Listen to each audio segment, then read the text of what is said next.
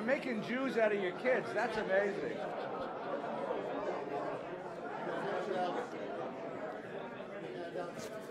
Yeah. I got one. You need one? I got one.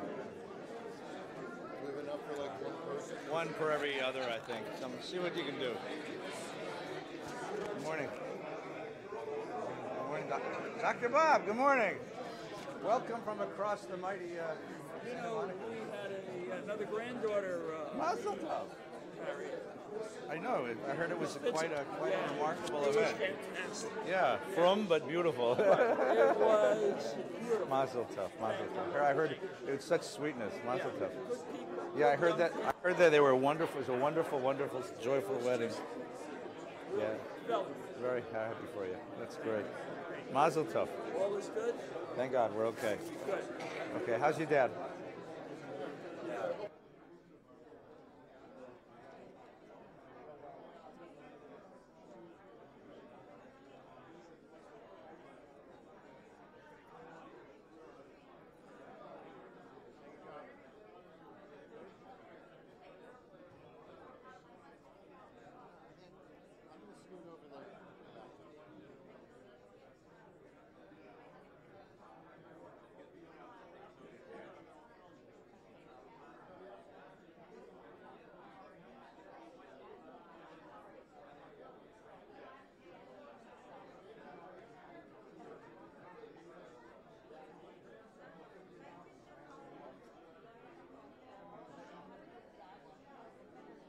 I love. Send my love.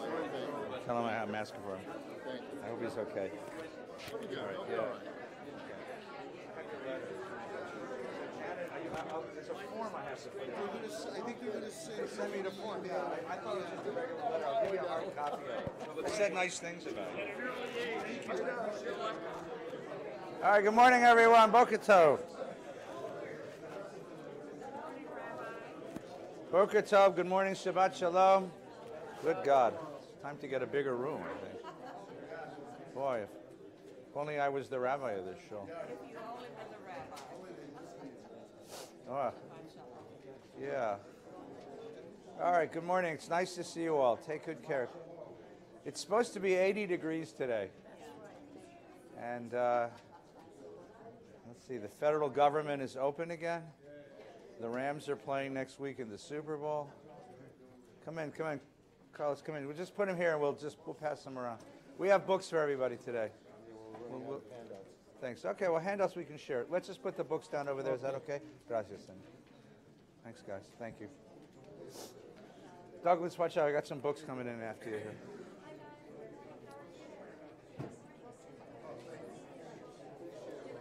Thank you. I think that's enough. That's enough for now. We'll pass them out, yeah. Yeah, pass them out. One for every two people, I think, is enough.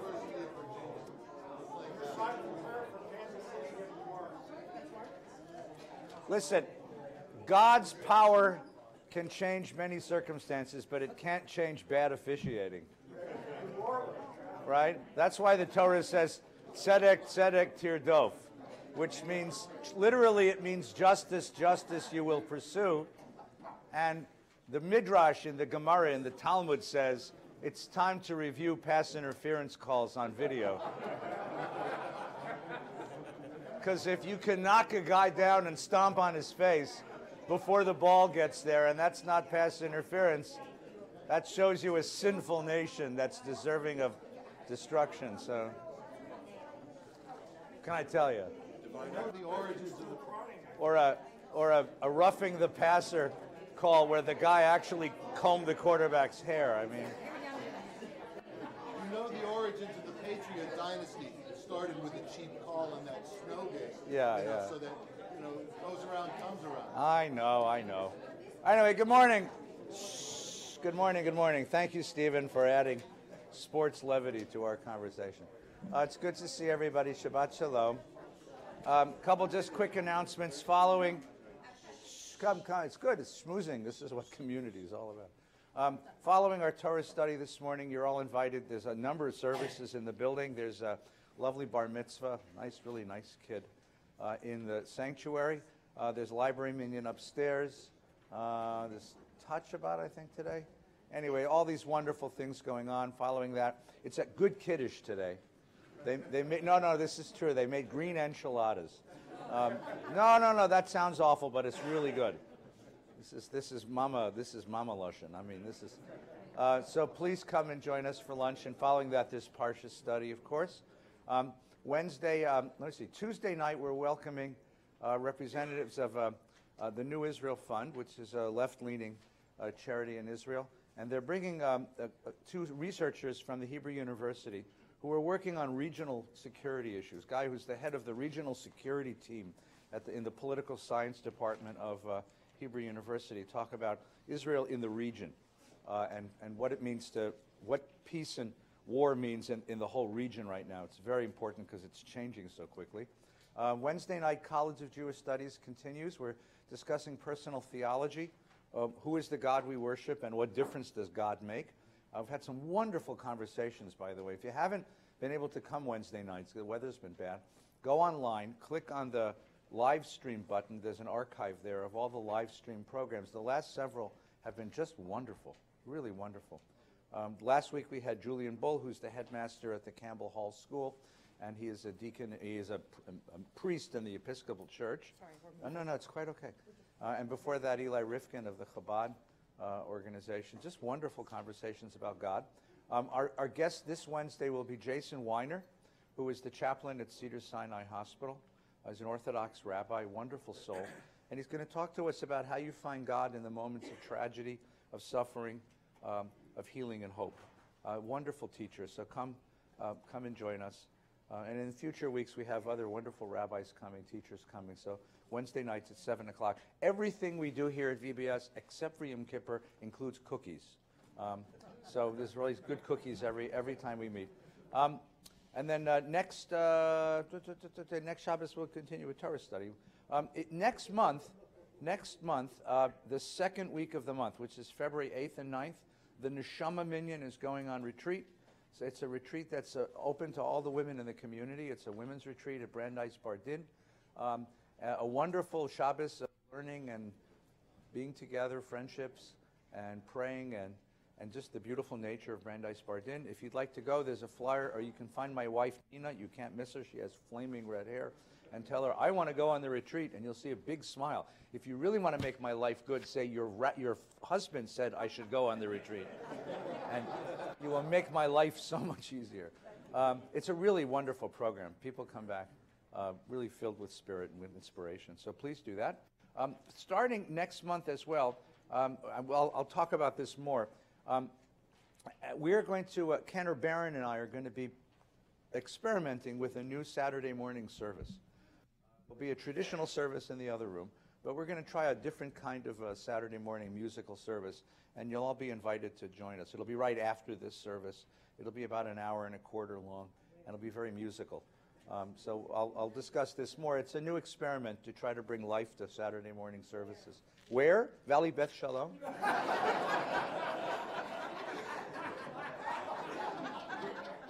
Which room? Do I know which room? I know, day to day, I don't know what room I'm in. So we'll see. I suspect it'll be in here. It might be in the other room. We'll see. It depends on what room we end up in the draw, right? The new building's going to open up around Pesach time, so we might even... oh, what do you mean? Yeah, we've been working on it for 2 years already. And then what's going to happen next, I mean, I'll give you the real instruction. When the new building opens up, we begin the construction on the next project. The next project is the entrance to the congregation.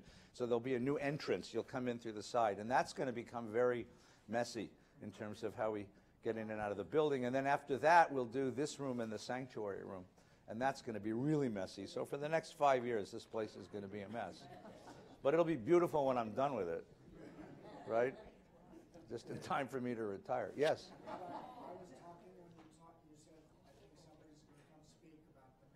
Yeah, Tuesday night, wonderful, 7 o'clock, I think. It's a wonderful conversation about Israel in the region. Important conversations. Okay, we good? Which room? I think that's going to be in the Sher Lapati room, but I don't know. Okay, we turn a chapter this week. We turn a chapter this week. We're in Parsha Yitro on page 432, and I passed out a handout for you. We turn a chapter this week because we finished the story. You could have imagined a telling of the story that ended last week. Because last week, and you have the most cinematic climax you could have asked for. We were slaves in Egypt. We cried out to God. God sent Moses. Moses confronts Pharaoh. Pharaoh is obstinate.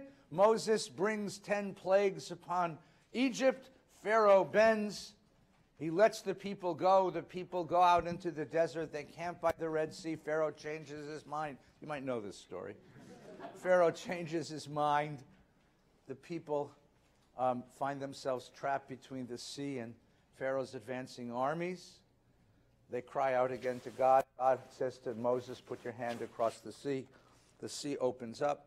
We cross in safety. We get to the other side. We realize we're free. We sing the song of the sea, Mi chamocha ba'elim Adonai, who is like God. Roll credits, story over. If the purpose of the story was to tell us how it is, I mean, you would have an epilogue. The epilogue would show us, it's a 2-week journey from Egypt to Canaan. We would make the journey, arrive in Canaan, settle in our land. The sun would set, the credits would roll. End of story. We're liberated. That's what we prayed for. Liberation came. But that's not the whole story. Because this people was chosen by God, was noticed by God, not simply to be a free people, but to have a task in the world. There's a purpose to this. And the purpose was articulated way back in Genesis when we first met Abraham. Hey, bracha, you are to be a blessing in the world. V'nivrechu b'cha kol mishpachot ha'adama. And the nations of the families of the earth shall be blessed because you're there. You have an obligation to bring a truth into the world that is a blessing to the world. There's another task. It's not simply the physical liberation of his people. It's the liberation of his people in order to bring blessing into the world. And for that, something else is necessary. You have to be the carriers of a message. You have to be the carriers of a truth. You have to be the carriers of a purpose.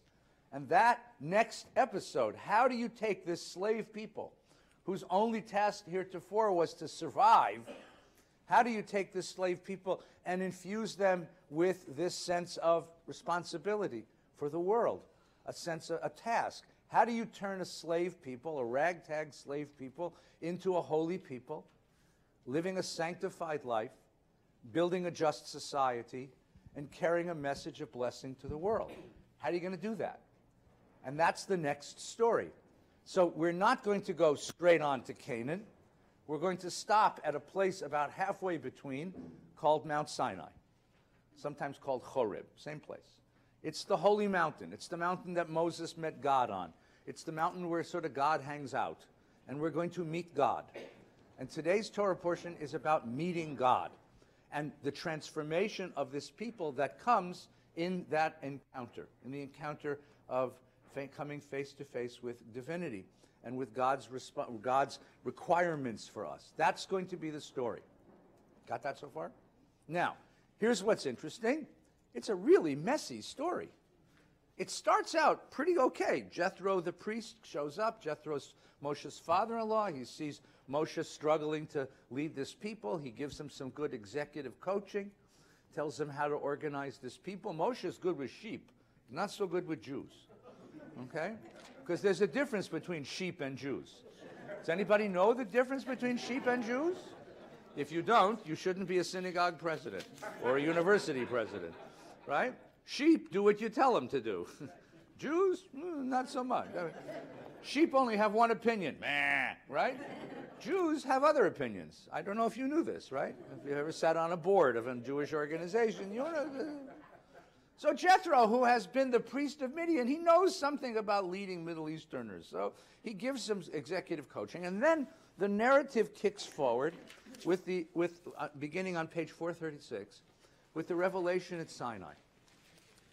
And here you're going to notice something very interesting as you read the text. The text becomes incomprehensible incomprehensible. The text itself becomes incomprehensible. You're reading, and you think you're following the story, and all of a sudden, bam, it shifts. Weird stuff. Where's Moses? At one moment, he's at the top of the mountain, at one moment, he's at the bottom of the mountain. Where is God? God's here, God's there. It's an incomprehensible text. It's a very rough, badly edited, messy text, and it's very hard to figure out what's going on. Now, the tradition, the traditional way of reading, the midrash of the rabbis, who read the Bible as a unified document, understood it came from one great infinitely minded author, are going to fill in the gaps with midrash. So if you imagine that every line of this text, there's paragraphs and paragraphs of exploration and explanation that fit in between the lines. That's what midrash does, and reconciles it into a nicely smooth, easy-to-read text. That's the midrash's strategy. Modern scholarship reads this and says, what we have here is the meeting point of a number of different documents. That there were actually 3 different accounts of our meeting God on Mount Sinai. I mean, this, after all, is a pivotal moment, a critical moment in the life of this people. You have 3 different versions of the story. A story told in the north of Israel, that's called E. A story told in the south of Israel, called J. And a story that was told by the priestly community, that's called P. And there's actually a 4th one that doesn't occur here, but occurs at the end of the Torah that was told by the prophets, and that was called D. So you actually have 4 different versions of the story. And at a certain point in our history, these versions were edited together.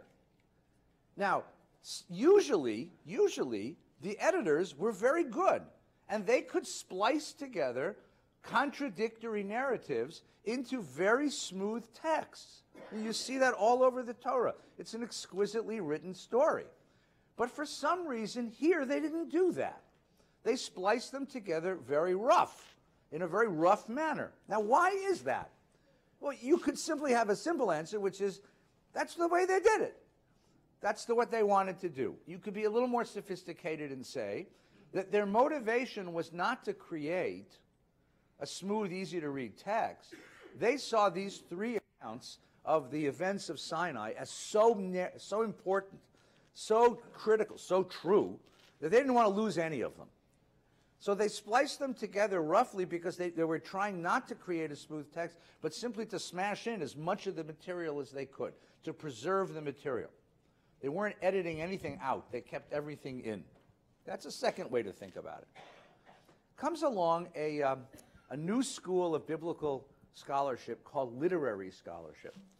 And literary scholarship is scholarship that's been, as the name would imply, motivated by literary kinds of concerns. And the literary scholar asks a really interesting question, right? The literary scholar says, when would I want to create a rough text?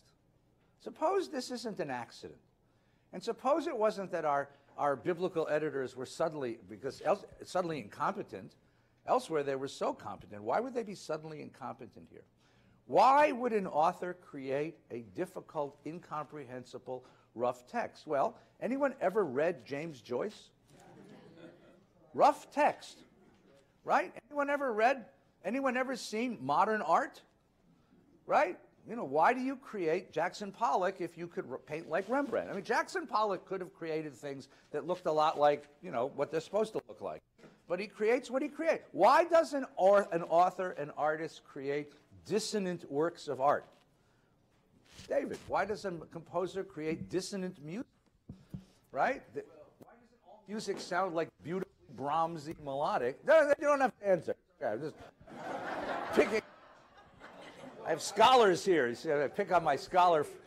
All right, hang on a minute. We got to give you the mic if you can answer the question. David's my composer, one of my composer friends. Sergio's here also. Thank you. Good job. I would just say that, you know, all of these different renditions or versions, this is a rough sketch, a compilation of all kinds of ideas. Yes. When you talk about Jackson Pollock and his very sort of random pointillistic style, that's dissonant, okay? Yeah. But we're all really seeking harmony. Yes. And So there are two sides of the coin. Okay. That's what I would say. So I'm going to suggest the literary scholar asks the following question. What if they did this on purpose? Why would they create, and what would be their motivation? What could be their motivation? Well, for one thing, suppose I wanted to give you the impression of an event that was itself confusing. If you were standing there at Mount Sinai, it would have been confusing. Have you ever been in an event that was confusing? Have you ever been in a circumstance and you said to yourself, what the heck is going on? That sense that the world about me doesn't quite make sense. Things are swirling about me in ways and I can't quite figure out what's happening to me. That's one of the reasons you would do. And if you created a literary text that matched that sense of disorientation, there's almost a nausea that goes with it, like, woo, what is going on? That sense. More than that, if I wanted to capture something which no photograph could capture, if I wanted to capture an event which was so mind-blowing, so astonishing, that no sort of discursive, simple, logical, rational way of expressing it can get to it, instead of a photograph, I might make a collage. Instead of a simple harmonic piece of music, I might make a sort of dissonant, noisy kind of music. So the literary scholar tells us that what we have here is a purposeful, chaotic text to create the impression of a chaotic moment. It was a peak experience, a peak moment, a moment which is unlike any other moment, and therefore normal ways of describing it can't quite capture it. Take a look with me inside, right? On the third new moon after the Israelites had gone forth in the land of Egypt, page 436, chapter 19. After they entered into the wilderness, having journeyed from Rephidim, they encamped in the wilderness. Israel encamped there in front of the mountain. Neged Hahar. We're going to come back to this in a minute. And it says, quite matter-of-factly, Moshe Allah Ela Elohim. Moses went up to God. Huh? Really? I mean, what? He knew the address, right. I mean, do you ring the bell? I mean, what do you do? I mean, it just says, it's so interesting that it just says it with, like, completely unself. Yeah, it just went up to God, you know. Vayikra elav Adonai, and God called him from the mountain. But wait a minute, but if he went up to God, why is God calling him from the mountain? He already went up, saying, thus you'll say to the house of Jacob, declared Israel, you've seen what I did to the Egyptians, how I bore you on eagle's wings and brought you to me. Now then, if you obey me faithfully and keep my covenant, you shall be my treasured possession among all peoples. Indeed, all the earth is mine, but you shall be Mamlechet Kohanim v'Goy Kadosh, a kingdom of priests and a holy nation. That part came out clear. I mean, so the event is kind of mushy, kind of unfocused, but the message of the event came out clear. We have a covenant. Now, this is an interesting idea. If you stop and understand covenant, I relate to God. You need a metaphor. I need a metaphor to describe what it means to engage God. All right? So there's numbers of different metaphors that you could imagine, right? Let's jump outside the Jewish tradition for a moment and look at a different metaphor, just to get a contrast. In the Christian tradition, God becomes incarnate and enters the world dressed like a human being and engages with us like a human being, right? And at the end of his life, dies, goes down, is resurrected into heaven and goes back to being God. That's a metaphoric way of describing the encounter of man and God, human beings and God. We don't have that here, okay? You don't have anybody becoming God or God becoming people. You have God as other and people, and we confront one another. Well, the question is then, what is our relationship with each other? And we'll see in a moment. I'm going to take a look at some of the Midrashim. One of the ways the Bible understands this, one of the metaphors that's used is melech, a king. This all over the place, right? Melech ha'olam. On Rosh Hashanah, it's all about malchuyot, right? Melech malchei hamlachim, right? The king of the kings, right? So what does that mean? The metaphor there is entering God's presence is like entering a throne room. And my relationship to God is the vassal to the Lord, the subject to the king, to the royalty. And I have a sense of gratitude to the king for the protection the king gives me, and in return, I obey the king's rules, laws, and instructions. What's the emotion of that one? What's the emotion associated with standing in front of a king? Awe, reverence, fear. Okay, all right, let's try a different one now. Father, Avinu Malke, Avinu. Suppose I use the metaphor, a family metaphor. God is my father, Avinu Shebashamayim. I enter into the presence of my father. What's the emotion there? Love or respect. Respect, love, reverence, but love. It's a different, and safety, right. Then it's a different valence. You hear the difference here? All right, let's, guilt. Did you say guilt? Guilt, Mo? Guilt? Because Moses was a lousy. Mort, you're 102 years old. You don't have to feel guilty anymore. Mort, you've done everything your dad could have asked. How about this one? I got another one. You ready for this one? And we'll see this in the Midrash in a moment. How about a bridegroom and a bride? How about the encounter between man and God, human beings and God, is the encounter beneath a chuppah? Intimacy. You have this right. Lechadodi. Intimacy, equality, connection, a joint project of creating something. Each of these metaphors carries a whole different emotional valence. You see that? An emotional resonance of how I understand the religious encounter. Okay? All right, what's used here? Right? We come to God. God says, you saw what I did to the Egyptians. I did this for you. I mean, I smashed the most powerful material power in the world. I smashed the most powerful country in the world in order to bring you to me. If you obey me faithfully, so this is a conditional covenant. You will be my treasured possession. The earth is mine, but you'll be Mamlechet Kohanim v'Goy Kadosh, a kingdom of priests and a holy people. Kingdom of priests is interesting. What's the relationship between a priest and a people? What does a priest do for a people? What does a people do for their priests?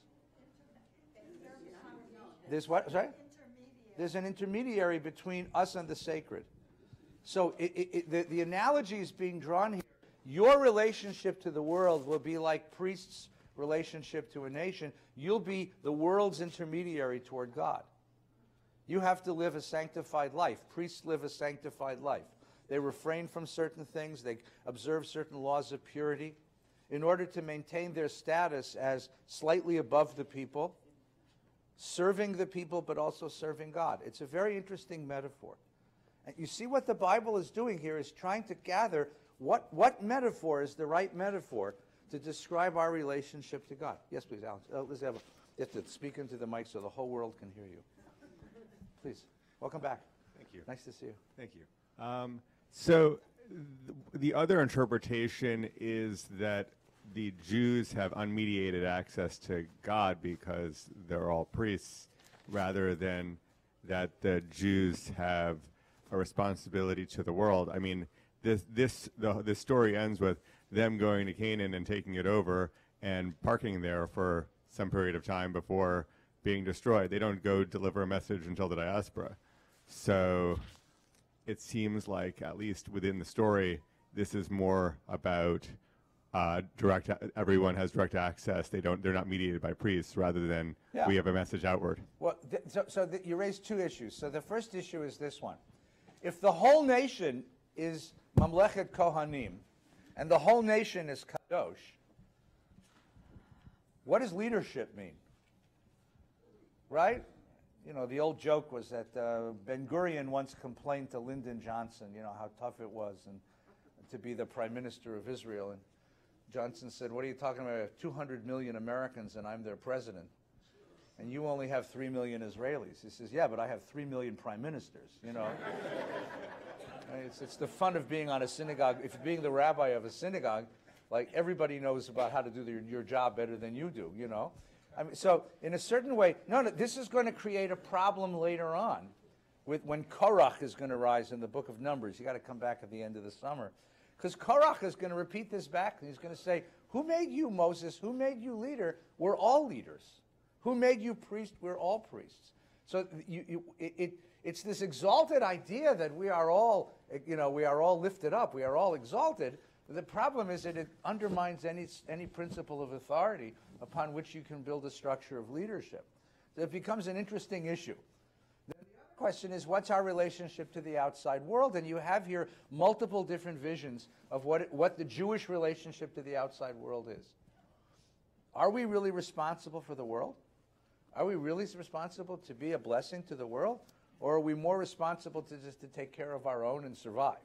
And this is going to be an ongoing conversation, a long ongoing conversation. Yes, please. The covenant is expressed conditionally. Yes, if. A, then B. Yes, right. So what happens if not A? Because that's a big question. Right. Well, what happens is later in the book, the covenant. Let me stop a second. What the Bible is going to do is adopt a format, a template for describing this covenant. The template is a well-known template of suzerainty treaties between lords and their vassals. Okay? In the suzerainty treaty, you start out with all the good things that the lord did for the vassal. Then you say, here's what the vassal owes the lord, here's what the lord owes the vassal. Then you say, here's how this will be recorded and remembered. And then you say, here's what happens if you break the contract. At the end of the biblical book, at the end of, for example, at the end of Leviticus and at the end of Deuteronomy, there are these chapters full of curses, right? That tell you what's going to happen if you don't obey the covenant. If you don't obey the covenant, you lose all the benefits of the covenant. You lose God's protection, you lose the land, you lose prosperity. And it goes into some great detail.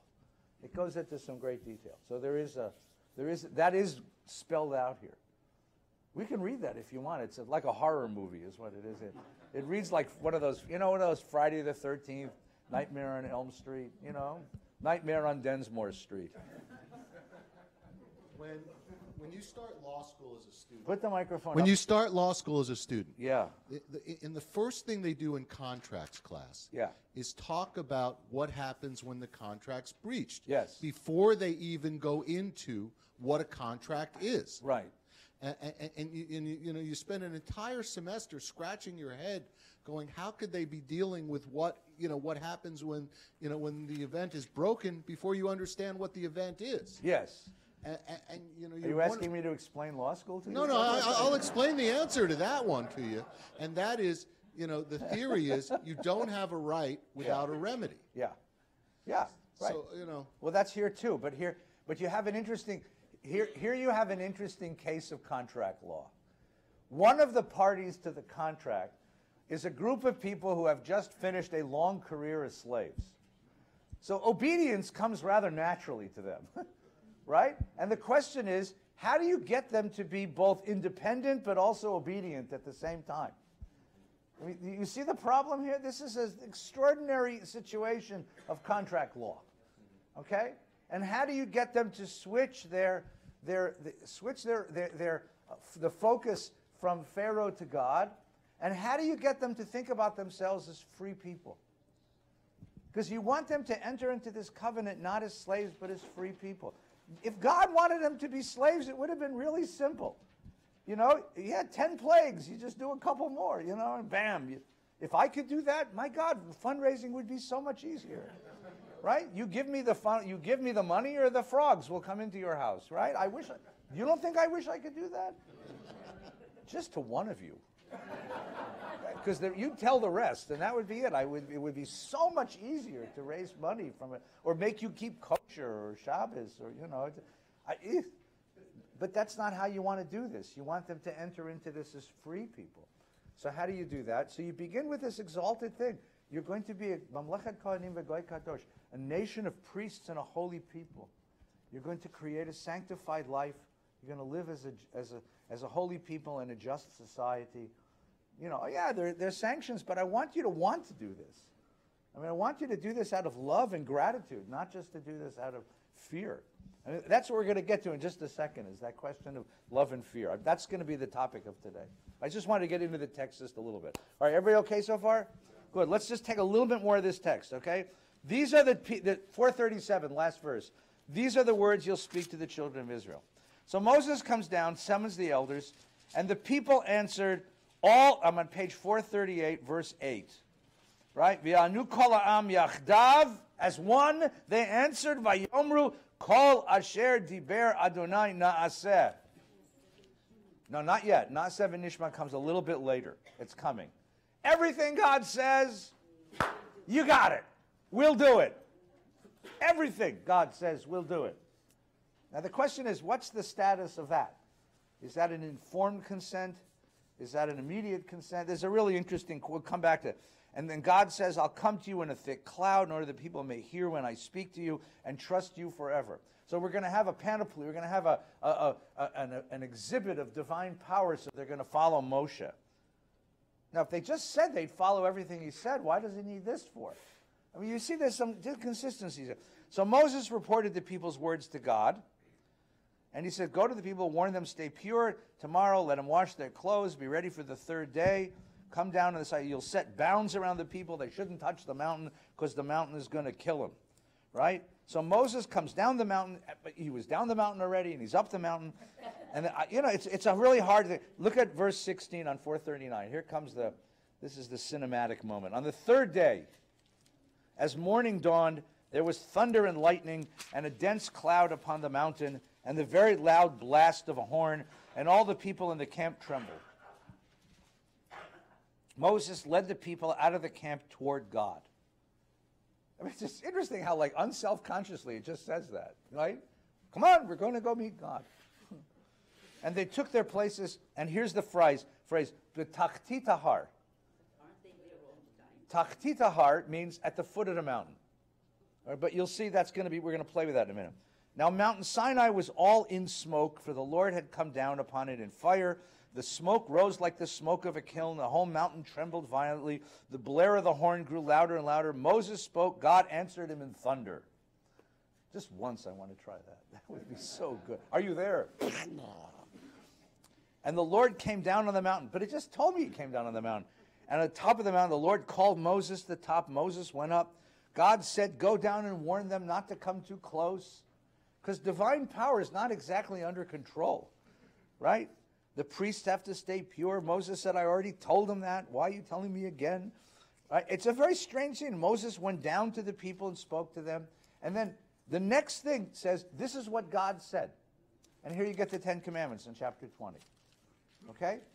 Everybody see this? It's a very weird text because it's a very rough text. One of the ways to imagine this text is like a dream. You ever have a very vivid dream and you wake up filled with emotions, and when someone says to you, what was your dream?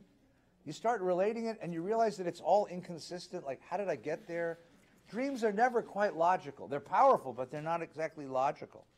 And then after the 10 Commandments, on page 449, you get another statement of law, right?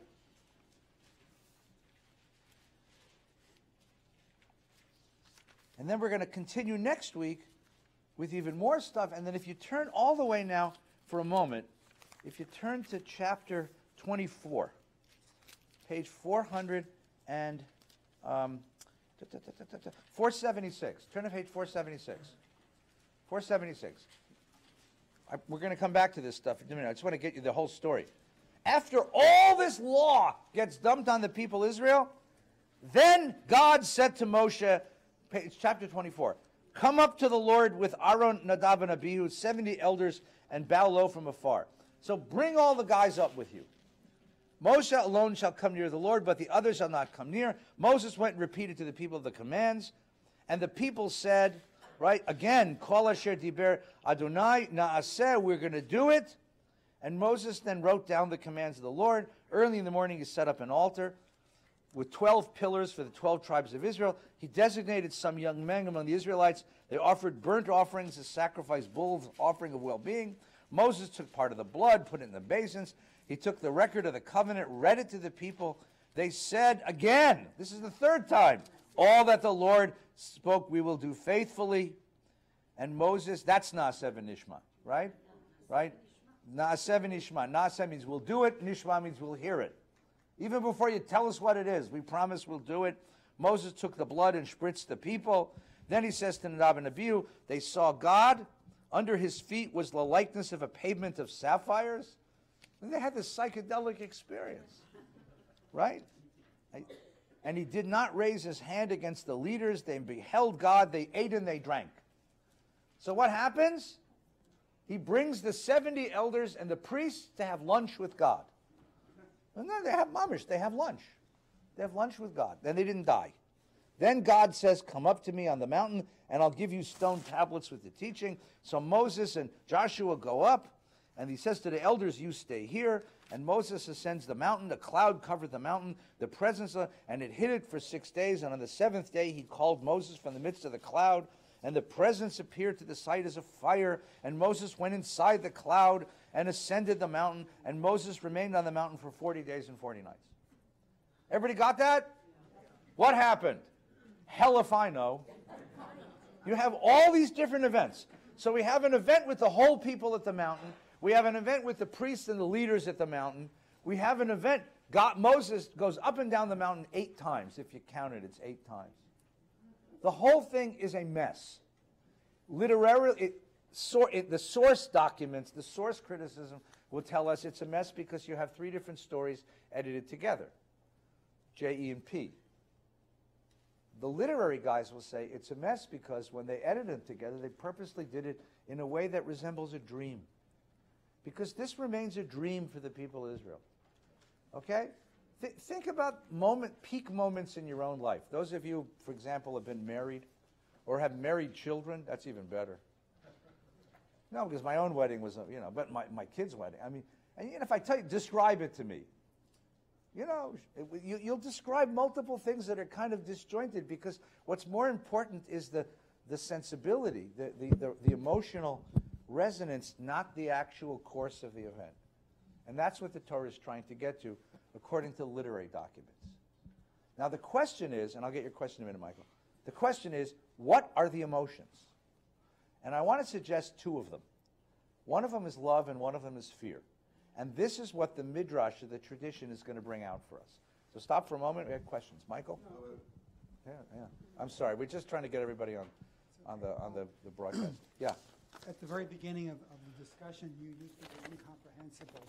And I think the editors, understanding the incomprehensibility of God, wanted to provide a literary metaphor for that incomprehensibility. Right. And therefore, how do you do that? You do it with confusion. Right. You do it by confusing people, by mixing things up, by saying, you figure it out. T.S. Eliot, when asked what a poem or one of his poems meant, said, don't ask the poet, ask the reader. And that's exactly what is required here. It's the reader that has to supply the answer and the guide. Right. Because the writer, after the writer writes something, his personality may change. Things may change in the world. His own view of his own work may change. Right. I mean, it's one of the great questions of literary theory, about where the meaning of a piece of literature rests. Does it rest in the literature itself? Does it rest in the mind of the writer? Or does it rest in the perception of the reader? And you can see where the difference is, right? If I read a piece of literature and I read something that's totally different than what the writer intended, is my reading legitimate if I can see it in the text? Is there such thing as the objective meaning of any particular text? This is one of the great questions of literary theory. So what Michael's suggesting is a variation of what I said before. This was done on purpose. The Bible knows how to tell a good story. But when it wants to tell a story badly, it knows it's doing it on purpose because it's dealing with something which is by nature impossible to describe. So it comes out sounding more like a dream or more like a collage than it comes out sounding like a discursive narrative. My question is, and this is the question that the Midrash is going to take up, which is what we're going to look at on this sheet, is what are the emotions it wants to leave us with? Because the notion is to change me, not just in terms of its message, but also my feelings here. And all this thunder and lightning and quaking mountains and booming voices is intended to give me an emotional response. What's the emotion? Let's take a look at that. Yes.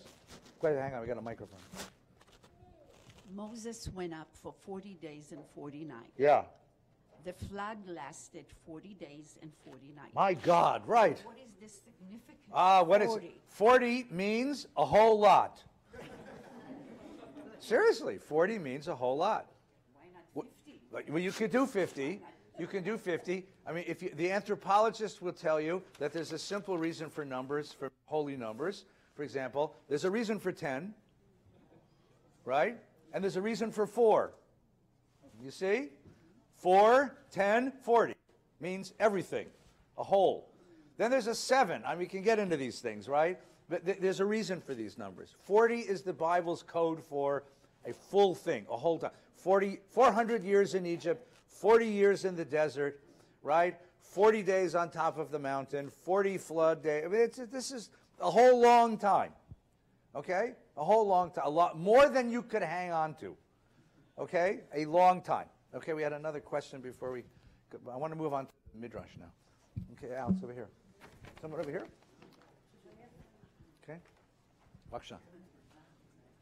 So there's the whole, hey, don't come here because it's dangerous. Yeah. And I think about the Wizard of Oz and pay no attention to the man Yes. behind the curtain. Right. And so, you know, this story could have been written, well, God told Moses, take a note and sit down, write some stuff, and deliver it.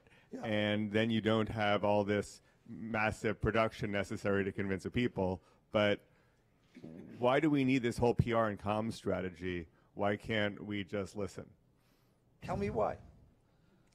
I don't know if you know this, but even today, people require this kind of stuff. You ever watch? Next week, we'll have a holy event in America. You'll watch the beginning of the Super Bowl, right? And there's this whole ritual that's done at the beginning. You know, they all come out and they unfurl the flag, and this giant airplane goes over. I mean, what's the purpose of flying a military aircraft over the Super Bowl stadium, right? What's the purpose of the fireworks? This is human beings do this stuff. Don't you think human beings do this stuff? You want to create an emotional valence, an emotional feeling, an emotional resonance. You use all this kind of panoply. Don't you do this?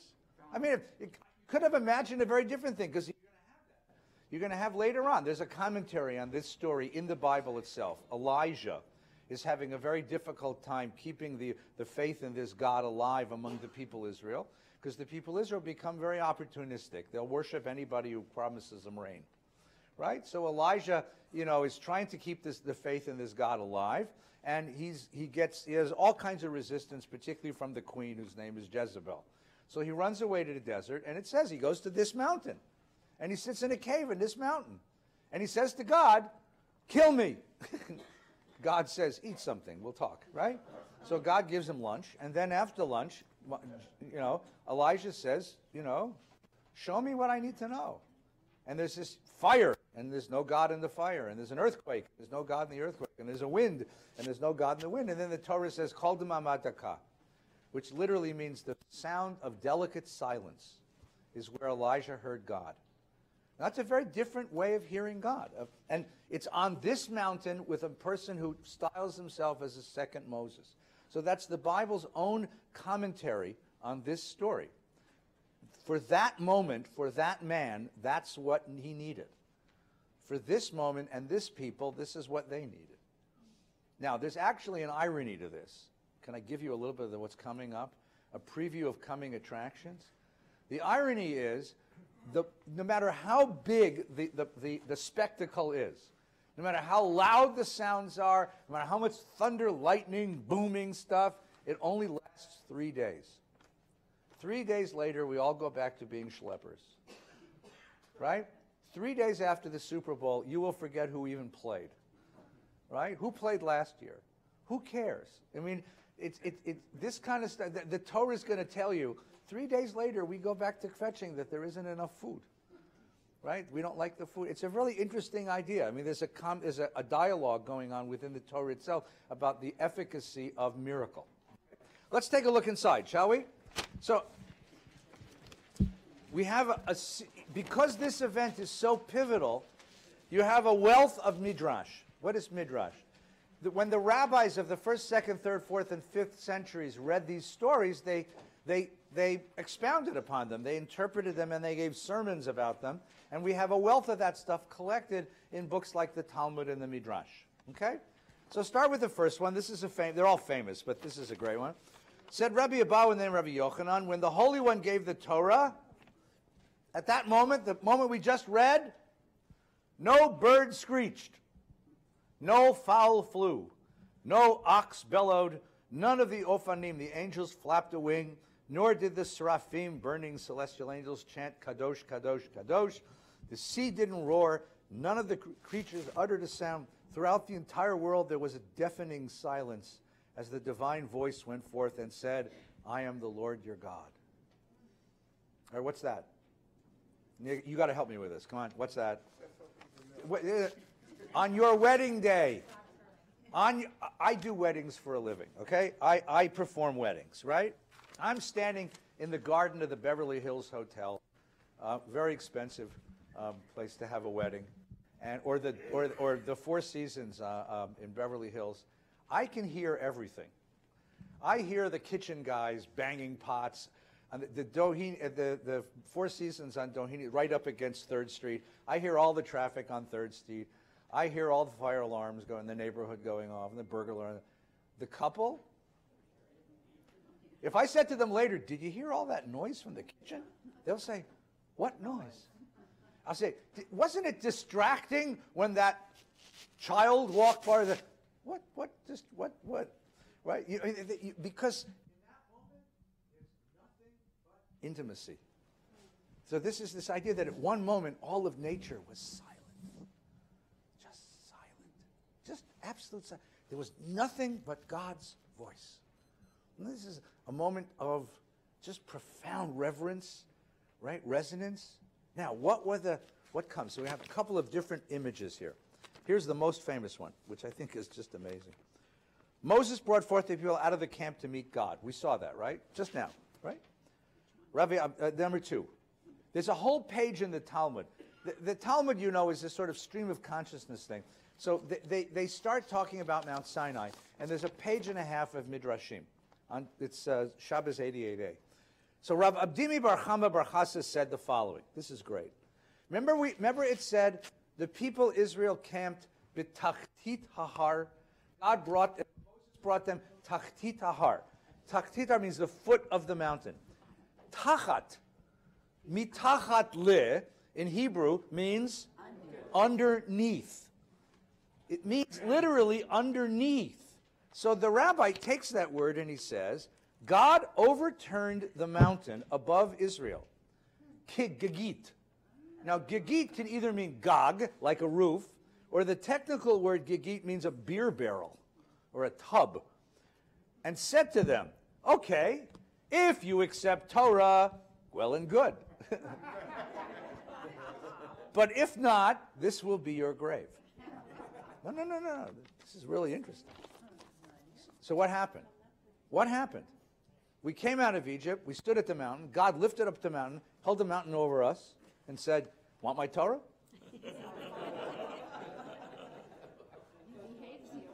Want my Torah? Now this is, what is he describing? Mount Sinai is the characteristic paradigm of the human-divine encounter. This is the religious moment. This pictures the religious moment as a moment of sheer and utter terror. To meet God is not a pleasant experience. It's worse than go to your room. It's sheer and utter terror. Sheer and utter terror. You're going to die. You're going to die. But you have one way out, which is accept Torah. God is not a sweet, kind, loving liberator. This is, right? I'm not messing around. God held the mountain over us. Okay? Sheer and utter terror. Now, what's interesting is the rabbi who told this midrash, what is he imagining? He's imagining, we wouldn't have accepted Torah any other way. The only way to get people to sit up straight and do what they need to do is to threaten them. The only way to get people to stand up and be godly is to offer them no choice. You either live that way or I'll kill you. You're going to die. I mean, and it's a really interesting question about human beings. Are we that way? Are we that way? Does it take a threat of imminent destruction to get us to recognize our better selves, our ethical obligations and responsibilities? Is there no other way? Reward. This is the question. I mean, this is really an interesting question. Is there no other way? Look, Gary, you're a doc. You did oncology for 40, 50 years, right? How many times did you have a patient who refused to take the medicine? And you said to them, okay, you don't have to take the medicine, but you're going to die. Right? And you're kind and sweet and giving and loving, but you know that this is an empirical truth, right? And you say, please take the medicine, because if you don't... But you have the carrot and the stick. Yeah. You could have a reward as well. Well, we'll see that in a minute. But that's coming. But the image here is that the relationship is a relationship that to meet God is a moment of sheer and utter terror. Now, but now the rabbis, they can't live with this, so there's a discussion. So Rabbi Achabar Yaakov said, but wait a minute. If you're telling me that the Torah was given with a mountain suspended overhead, that means the Torah was given under duress. Is a contract under duress binding? No. But what do you mean it's not? I mean, Israel can say, we never really meant to keep this Torah, but you threatened to kill us, right? He says, the people can claim that they were coerced into accepting Torah. This is only a rabbinic idea, right? So Rava answers, even so, they accepted it willingly in the time of Achashverosh. There's a line in the book of Esther, in the Megillah, at the end of the Megillah, when Mordechai triumphs and they establish Purim as a holiday for all time. It says the Jews ordained the days of Purim, and took upon them and upon their seed and upon all such joined themselves unto them. The Jews undertook and irrevocably obligated themselves to descendants and all who might join them. Now, originally, the context of that statement in the Megillah is about doing Purim. But the rabbis read that as doing Torah. So we have two moments in the accepting of Torah. One is the coercive moment under the mountain at Sinai, and the other is the moment in Persia after Achashverosh's defeat, when the Jews did it willingly. And so I gave you three commentaries on this, right? First is the commentary on Rabbi Jonathan Sacks, who's the former chief rabbi of Great Britain. The real test of faith came when God was hidden. Rava's quotation from the book of Esther is pointed and precise. The book is one of the only two in the Tanakh, in the Bible, which does not contain the name of God. The rabbis suggest that the name Esther is an allusion to the phrase, Haster Aster Panai, I will hide my face. The book relates to the first warrant of genocide against the Jewish people. That's Haman. That Jews remained Jews under such conditions was proof positive that they did indeed reaffirm the covenant. Okay, so at Sinai, where God was visible to us, we wouldn't have accepted the covenant except if we were threatened. But by the time of Haman, we were willing to accept the covenant even though God was hidden from us, even though we had just almost experienced genocide. Obstinate in their disbelief during much of the biblical era, they became obstinate in their belief ever after. Faced with God's presence, they disobeyed him. Confronted with God's absence, they stayed faithful with him. This is the paradox of the stiff-necked people. The paradox of you Jews is that under conditions of freedom you assimilate, and under conditions of oppression you reassert your Jewishness, which is a paradox, right? But this is the strange thing about Jews, right? That's one of the traditions about why you have an egg on your Seder plate. Why do you have an egg on your Seder plate? Because when things are good, eggs are runny. But if you boil an egg, it gets hard. Jews are the same way, right? When things are good, they're runny. They run all over the place, right? You boil a Jew, they get more Jewish. No, you put Jews into conditions of oppression, they get more Jewish, right? Soloveitchik, I'll be with you in a second. I just want to get these commentaries down. Then Rav Soloveitchik who's the great Rav of modern Orthodoxy of Yeshiva University, he looks at this in a very different way. Soloveitchik says the reason for introducing the element of coercion in the Great Sinai Covenant, in contradistinction prima facie to the biblical story, because the biblical story doesn't have this. This is Midrash, right? The mountain over their heads. Lies in the idea that covenantal man feels overpowered and defeated by God, even when he appears to be a free agent of his own will. For Soloveitchik, the way that we become fully human is through tragedy. You don't really understand the conditions of your own existence until you've met non-existence, until you've stood in the face of death.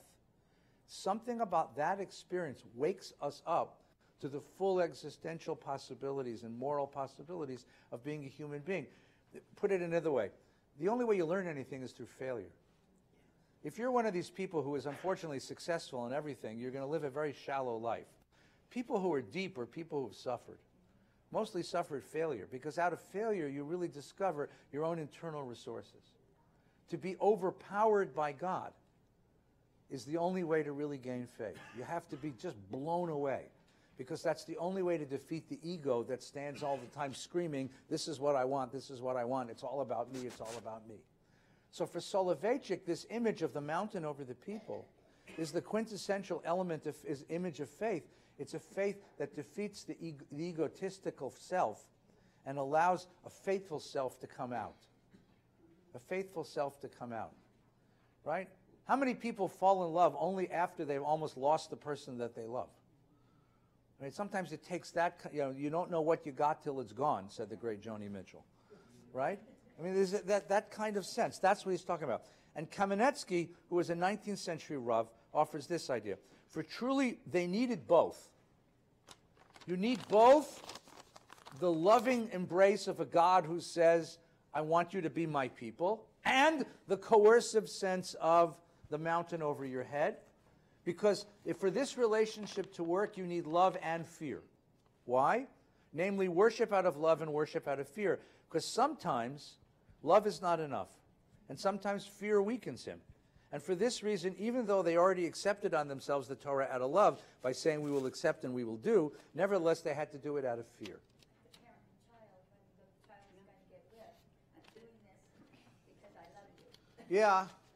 Do kids love their parents out of love or out of fear? It's an interesting question. So here we have two different religious modes. One is love and one is fear. Here's the fear one, the mountain overhead. Turn the page, I'll give you the love one. Right? I give you lots of these because these are just wonderful. So the Rashi brings us the Midrash of Tanchuma, right? Moshe brought the people likrat ha-Elohim. The Hebrew is likrat ha-Elohim means to stand in the presence of God, to meet God, right? The word likrat means to approach each other. Tells us that the Shekhinah was going forth, Shekhinah is God's presence, to meet them as a bridegroom goes forth to meet the bride. So wait a minute. So here's the image, right? Image number one is God held up the mountain, we stood under the mountain, and God says, you accept my Torah or you're all going to die right here. Sheer, utter terror. That's the religious moment. Well, here's the other one. That's Melech, right. Here's the other one. God holds up the mountain like a chuppah. Like a chuppah. And we encounter God beneath the mountain as intimate lovers. And the chuppah, the mountain overhead is not a threat. The mountain overhead is protection. The mountain overhead says, I will never leave you. The mountain overhead says, I will shield you. I will protect you from the world. The mountain overhead bespeaks intimacy. Is the religious moment a moment of intimacy or a moment of terror? Let me ask it in a secular idiom. Is the most important experience of your life, is the shaping moment of your life, moment of intimacy or moment of terror? Is the most powerful emotion you have, is the emotion that makes you you, is it the experience that shapes you? Are those moments of terror or moments of intimacy? And it's not just intimacy, because the bridegroom and a bride under a chuppah is not just intimacy, but it's total potentiality. Right? If the coercive moment is you're going to die, your grave, the chuppah is we have a life ahead of us. We've only just begun. As the great Rabbi Karen Carpenter once said. Right? Right? I mean, you understand, it's total potentiality, total possibility, total optimism. I mean, I give this drasha all the time at weddings. It's the only moment in all of life when there's no cynicism allowed. This moment when the bride enters the bride. And the idea that God, that we come to that moment as the bride and the bridegroom come, with that total sense of purity and preparing all over again. So we have these two moments. They're both metaphors for the religious experience. Okay? The same metaphor is brought out again in the next one, right? Where this one's a little bit more complicated, then I'll get Sherry's comments. Later on, it says, when God finished speaking to Moshe, kikaloto, means he finished speaking, right? The word kikaloto is written in a certain way. There's a vav missing. And they say, why is the vav missing? To intimate that the Torah was handed to Moshe as a gift, right? Complete in every respect, just like the bride is handed to the bridegroom, complete and fulfilled. Kala. The Hebrew word kala is the word we use for bride, right? Chatan and kala. Bride and groom and bride. The word kala means to be complete. Lichlot means to be fulfilled. By Yechulu hashamayim va'aretz. It's all finished. She's not finished, but she's complete. So the moment that Moshe and God encounter, and the moment that God gives Torah to Israel, it's because that's the most complete moment. It's again a moment of intimacy. The other explanation is, just as the Kala bedecks herself with 24 ornaments, that was a tradition. So a scholar has to know all 24 books of the Bible. And finally, you get this one. Eliyahu Monk was a early 20th century French rabbi. We relate to God like bridegroom to bride. Therefore, the first Shabbat observed by the people of Mara, when the manna first fell, or didn't fall, was like betrothal. The Shabbos on the occasion of the revelation of Sinai was like the chuppah. The visible sign, chibur, means connection of this nation, is the Shabbat, much like a wedding band received, worn, and treasured by the bride. The Friday night prayer, Kiddush, right, you've sanctified, reflects these thoughts. The Friday night prayer is like Kiddushin. Kiddush is like Kiddushin. Kiddush means intimacy. The Shabbos morning prayer, Yismach Moshe, it's the prayer we say, the Shachrit prayers, represents the chuppah, and the Mincha prayer, Ta'echad, represents the union that's been achieved between Israel and God. So what he's suggesting is that the Sinai moment is this marriage moment, and every Shabbat we reenact it. Every Shabbat we reenact it. So Friday night is like the wedding moment. Bride and groom seeing each other under the chuppah for the first time, this powerful emotions. Shabbos morning is like the wedding night. And I put this gently. And Shabbos afternoon is the completion of the consummation, which is why Havdalah, and we make Havdalah this big deal at bar mitzvah parties, but Havdalah is really sort of a bittersweet moment, because the bride and groom have to separate for the week. We have to go our ways into the world, and we're not going to come back together till next week. This is the great mystical idea. So we have two different modes, two different emotions. One is Sinai is a moment of the highest intimacy, and all the metaphors of marriage and love and intimacy come to bear. The Sinai itself is the chuppah, the Torah is the ketubah, the bride and groom come together, and Shabbos is the ring. How's that? Or here's the other one. It's a terror moment. A mountain held over us, thunder, lightning, and we were terrified. And out of that terror and confronting the imminent possibility of being destroyed, of death, we realized that there's a way out of death, which is a Torah of life. That the Torah of life is the only way to escape the imminence of death that lives in the world. This is the only source of immortality. This is the only elixir that's an answer to the poison of death. Is is the religious moment a moment of intimacy, or is it a moment of terror, or is it somehow both? That's where we are. So let's get some. Now you get to answer all these questions. So pick somebody. Gentleman here. Or Arnie, then we'll pass it back. One of the traditions which I do not keep, I like the idea of it, is to take off your wedding ring on Shabbos and give it to your bride at the Kiddush to reinstitute. We do that. You don't do that? That's such a nice tradition. I know. They don't do that. The tradition is you have to take it. You take off rings to wash your hands before you make motzi, right? So then, you can either just put it back on again, but there's a really sweet custom that groom, bride put each other's rings on, like we did under the chuppah. I wrote a meditation for this once. I mean, you should recite the end of the Sheva Brachot, right? Asher bara sason v'simcha chatan v'kala, and you make it like the first time you put the ring on each other's fingers. I do this under the chuppah when I marry kids. I tell them, I want you to learn the words ani l'dodi v'dodi li, and every Friday night when you take off your ring and you wash your hands, when you put the ring back on, say to each other ani l'dodi v'dodi li. Every Friday night you marry her again, you marry him again, which is a nice idea, right? Because I couldn't fit into my wedding tux. But she wanted me anyway. It's a joy. It's great to know. I was married I wear a powder blue tuxedo because that was what the Bee Gees wore. Staying alive. If you saw my wedding picture with big wide lapels, I had hair. Nina's still beautiful, but I'm not anything like her. I think that's a lovely custom. Don't you think so? Yeah, please. So, Mazel tov. 51 years. My gosh.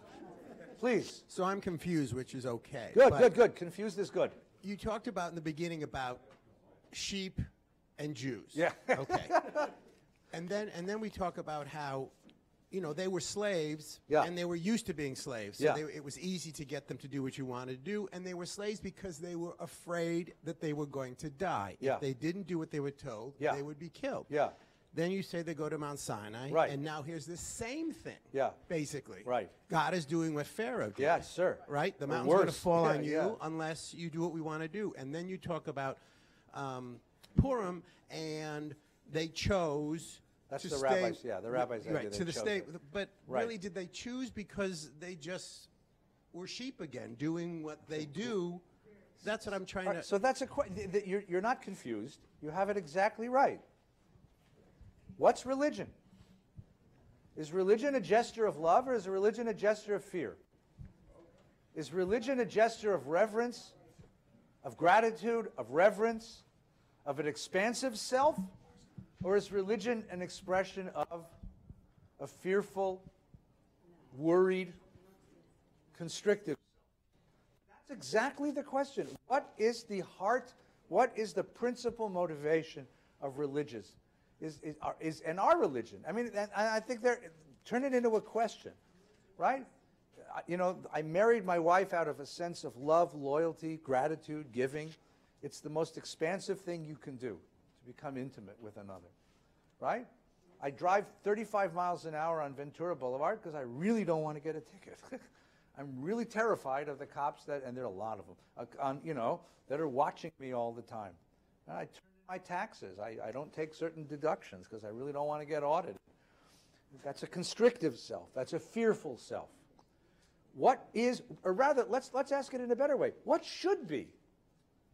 What should be the principal emotional valence, resonance of religion? Should it be the expansive self, gratitude, love, giving, or the fearful self holding back? Jeff, hang on a second. That's really going to be the question. That's really the question. That's what question is being asked here. Mount Sinai is the paradigm for the religious encounter. The rabbis are asking what emotion was present at that moment. Is it more like the wedding or more like the speeding ticket? Or the tax audit? Okay? I mean, I'm trying to think of a fearful experience. So that's tax audit, a visit to the oncologist office, better. With apology, dear friend here. I mean, honestly, that's a great, isn't it? I mean, you see, and here's the question you can ask. The great question is, what's the difference? How will I live as a religious person if it's like the wedding, and how will I live as a religious person if it's like the tax audit? Will more people keep mitzvot if I terrify them? Or will more people keep mitzvot if I engage them in a story of romance, right? I got news for you. There's a lot of religion in the world that works really well under the threat of hell, right? I mean, really, seriously. And there's a whole bunch of us who don't drive well, but, you know, when cops are around, we do. I mean, maybe fear is what it's needed. I mean, it's an interesting question. It's a great question. You're not confused. You've just hit the right question of the text. Who's got the mic? Please, Farzan. By the way, I'm a tax auditor, but I don't instill fear in people. So You're a tax auditor? Yes, I Oh, am. my God. But Boy, anyway. did I enjoy your kid's wedding.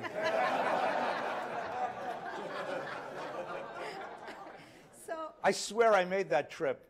I really did, and I you're fine. You're fine. What is your social security? Have you been furloughed all this time? Are you off? No, state. What? I'm with state. You're at the not, state. Not the federal. Oh, okay, all right. Going back to the subject, I think I'm going to fear treat her and with more love- respect now. I'm sort of afraid of you. I used to love you. Now I'm afraid of you. Well, that's the love and fear question. Love and fear. right? I mean, there you go. I think it's not either or. Love and fear are the ends of a wide spectrum that Yes. each one of us fluctuates Right. in that spectrum, just Good. like doubt and certainty and many other things. That's good. That's beautifully said. And then, you know, it takes me to at the beginning it says Ko tomar lebeit Yaakov betagid livnei Israel. Yeah. What's the difference? Why tell the Beit Yaakov and explain to Bnei Israel? In other places, Yeah. they are either Am Israel or Bnei Israel. It's poetic. This is the way, when the Bible wants to be poetic, it says something and then says something similar, parallel, in slightly different words. Right? Ashrei Yoshev Esecha od yahalu chasela, Ashrei am shekachalo. This is a signal to you that the text is no longer talking prose but poetry. It's now poetry. And the idea that you would use poetry to tell the story of what happened at Sinai, not prose, also tells you something about how the Bible understands this. That this was an ecstatic moment, a moment filled with emotion. That's the reason why the text is written that way. Yeah. Okay? Pass the microphone up to Jeff here. Just 1 second. Pass it up over here. Thanks. Professor. Thanks. I'm not sure that terror and love are actually that opposite.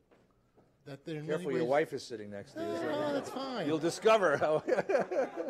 They're two of the emotions that knock us off a standard path. Yes. And make us do something completely different. This is why many people are surprised that when dictators die, Stalin, the North Koreans, although they terrorized the people cry. Because they took them in a completely different direction, and now they don't know what to do. Wow. So I'm not sure that they are completely different balances. They're just different. They're just ways that knock us off a path. Okay. Sure.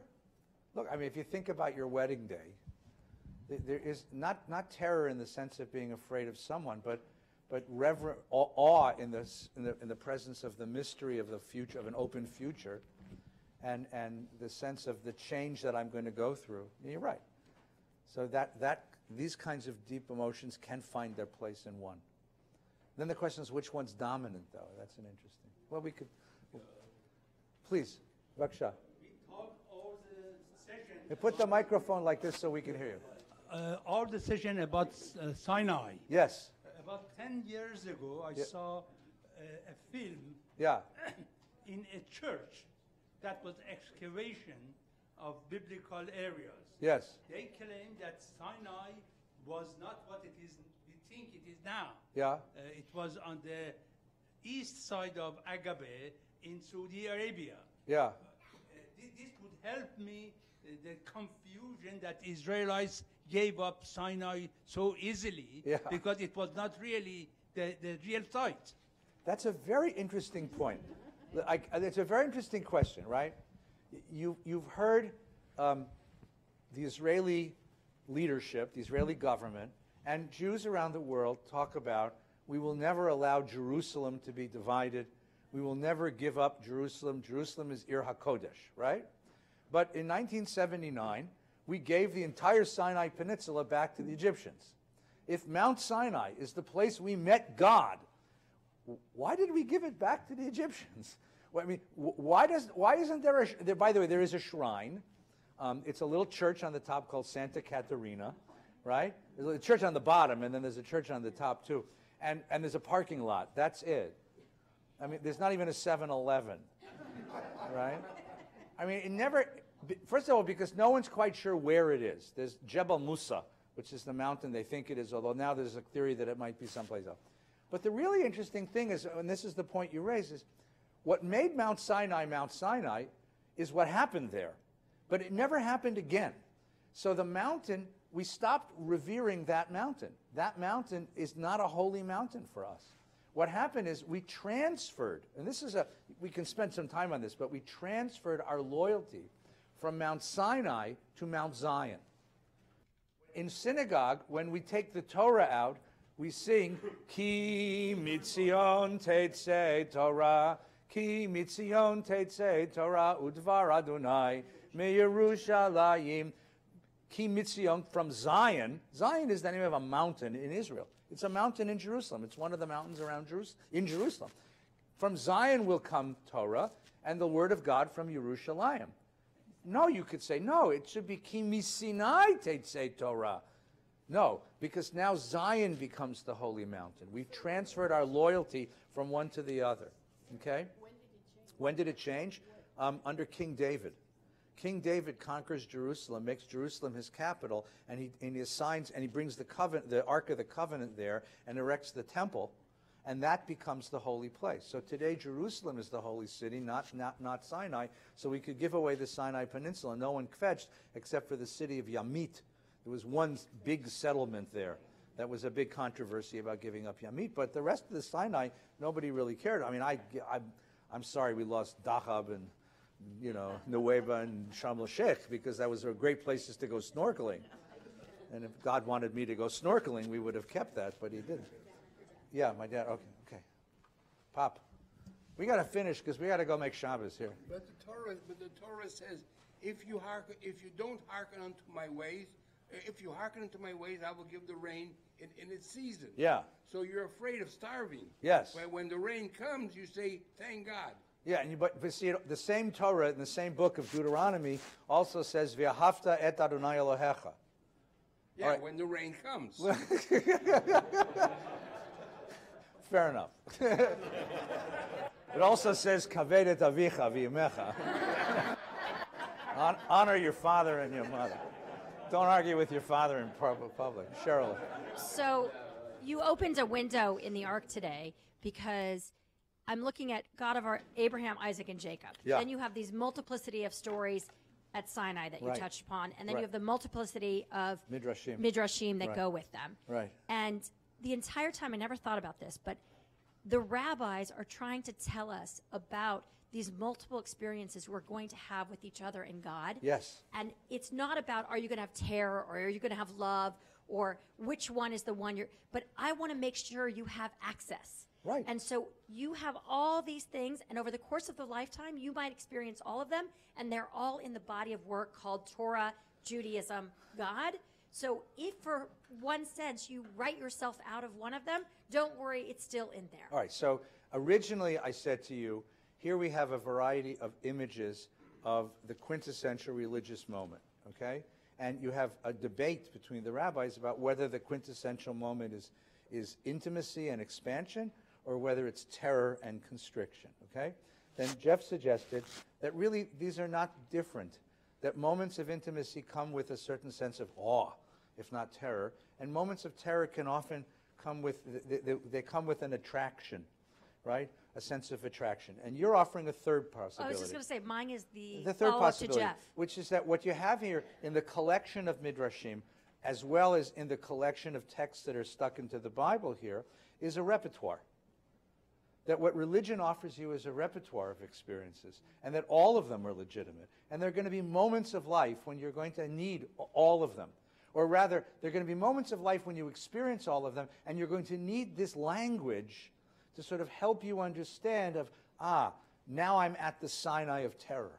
Right. Or now I'm at the Sinai of love. And the nafkamina of that is the outgrowth of that is, what if Jews saw each other in that way? Right. That each one is a different expression. It's not a claim on truth, but right. it's just part of this. There's a variety. The rabbis are particularly good at this, at giving us repertoires of experiences and repertoires of truth rather than singularities, because they understood. Give Brian the last one, because singularities tend to exclude. It's like, what is it like to walk into a restaurant and have only one dish on the menu? Right? What you want is a variety, because there are different moments of life and different qualities of personality that come out. I promise you we're going to finish with this because we're like grossly I late. thought that this would be a good one to end with. Go ahead. At my friend's wedding, he told a story about Rabbi Akiva. Yeah. About the wedding. Yeah. Maybe you could share that story with everyone. Rabbi Akiva and the wedding. Rabbi Akiva and when he was talking with a Roman philosopher about God. Oh, that's a very famous story, right? I thought that was yeah. Yeah, no, that's the very famous story is that Akiva meets Tanaeus Rufus, who's his Roman interlocutor. And Tanaeus Rufus says, you believe in a God who created heaven and earth in 6 days and rested on the seventh. What's your God been doing ever since? Right? And Akiva, I mean, I added this part, but Akiva understands that that's not a bad question. Right? Because if you believe that the world is the product of a loving, giving God, where do you find that God now?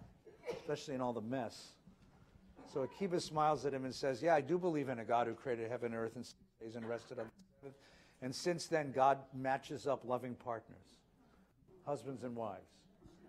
And Tanaeus Rufus grasps that if there's any place in the world to find that presence of a giving, loving, benevolent God, it's in the holy space between two loving friends who have bonded with each other to create a life under the chuppah.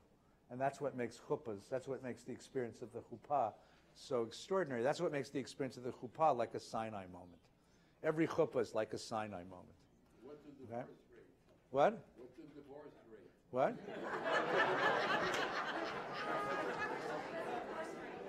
I can't hear you, Dad. What did you say? Gee, I couldn't hear you. I'm just sorry. I just couldn't hear what you said. I didn't understand what you said. It's just what it is, you know. Let's all have a good Shabbos. Take good care. No.